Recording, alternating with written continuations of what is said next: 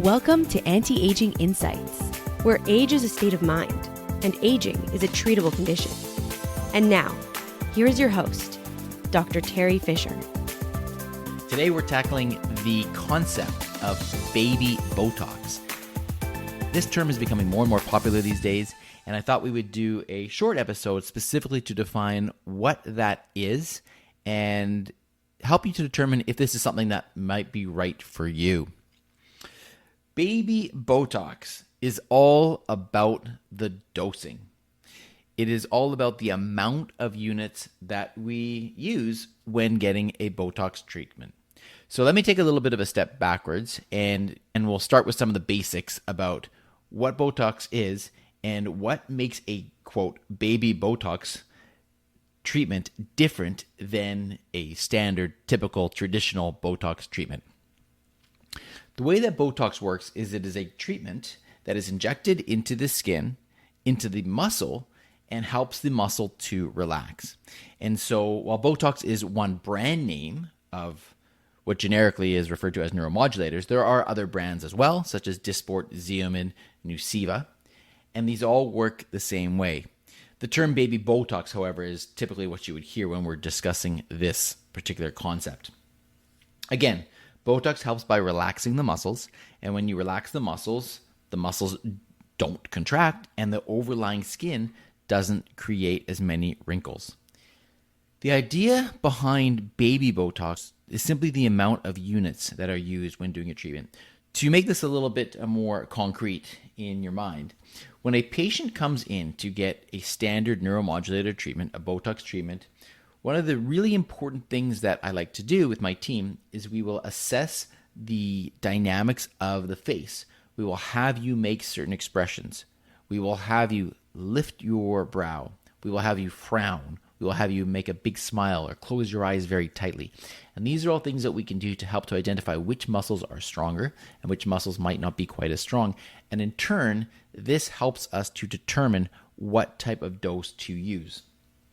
Now, the higher the dose of a neuromodulator, such as Botox, the more relaxed the muscle is going to become. And so if you were to dose somebody very highly, you would essentially have no movement in those muscles, and you would get no wrinkles in the overlying skin. However, some people don't like that. They don't like to have their forehead feel frozen, so to speak, and they want to have some movement. So then we can take it back a notch and we can provide a little bit less of a dose of Botox. If you have a moderate dose, then you will certainly relax the muscles. You'll certainly reduce the wrinkles, but there can still be some movement in the forehead, in the brow, etc. So where does baby Botox come into this? Again, the idea behind the baby Botox is simply that we are using a very, very light dose of the neuromodulator. When you use a neuromodulator at a very light dose, you'll have some slight softening of the muscle contractions and a slight softening of the overlying wrinkles. What is interesting about this is while people call this baby Botox like it's a new thing, it's not really truly a new thing. It's exactly the same thing as a standard Botox treatment, only it is on the lower end of the dosing.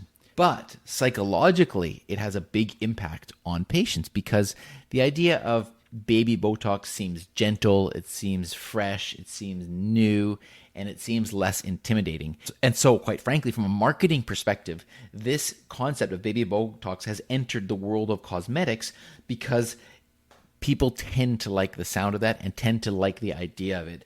And so there's a lot of psychology that really goes behind the concept of baby Botox, which again, in reality, is not much different than a standard Botox treatment other than the dosing.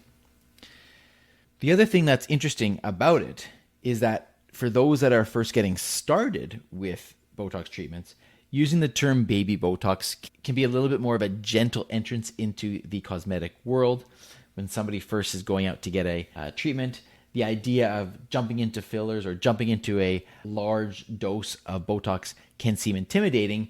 Whereas if you are saying to yourself and to your clinician, I just want baby Botox, again, it can seem less intimidating. So that's where it really comes into play.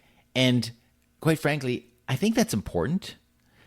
How one feels about themselves really is why a person is getting an aesthetic treatment. It's all about that health esteem, feeling good about how you look, how you feel, how your health is. And the aesthetic appearance of yourself is a part of that. And so if the concept of baby Botox allows you to get a treatment that in turn will help you to feel confident, help you to feel assured with yourself, help you to feel content, then there's no problem with it at all.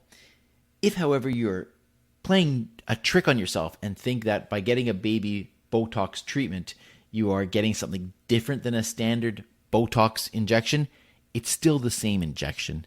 It's just at a lower dose. So I hope that helps to understand that concept a little bit. It is a very popular request, and I'm always happy to discuss that. I think it is a good way to get started in aesthetics if you are wanting to dip your toe into it. It is some very clever marketing, but nevertheless, regardless of what you want to call it, I'm always happy to discuss my 5 pillars when it comes to my treatments for you and for anyone else. Of course, that's safety, customized treatments, expertise, natural results, and enjoyable experiences. And so with that, I'm going to sign off today. It's a pleasure to share some of these thoughts with you again. And if you know somebody that's thinking about a Botox treatment, particularly if they're getting their first treatment and they're wondering about the idea of baby Botox, feel free to share this episode with them, and I hope that it will give them a little more knowledge so that they can make an informed decision. Hope you're doing well, and I'll talk to you again very soon. Thanks for listening to today's episode of Anti-Aging Insights. Stay tuned to discover more of the latest news, treatments, technologies, and developments in non-surgical cosmetic and anti-aging medicine. For more inspiration, to access the show notes, or to book an appointment with Dr. Fisher, Dr. Frame, or any of the other anti-aging professionals, please visit our website at antiagingvancouver.com. Until next time, stay inspired and live life well.